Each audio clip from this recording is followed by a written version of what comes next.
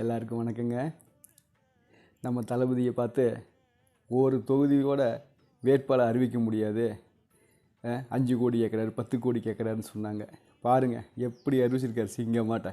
எல்லாம் சாமானிய மக்கள் எல்லாருக்கும் வாய்ப்பு கொடுத்துருக்காரு. அவர் மக்கள் மேலே அவ்வளவு மரியாதையும் மதிப்பும் வச்சுருக்கார், நம்பிக்கை வச்சுருக்கார். நாம் அவருக்கு நம்பிக்கையோட உறுதியாக அவரோட சின்னமான விசில் சின்னத்துக்கு வாக்களித்து அவரை வெற்றி பெற செஞ்சேன்னு வச்சுக்கோங்க, தமிழகம் தலை நிமிரும். நம்ம குழந்தைகளுக்கு எதிர்காலம் நல்லபடியாக அமையும். இதில் மாற்றமெல்லாம் ஒன்றுமே கிடையாது.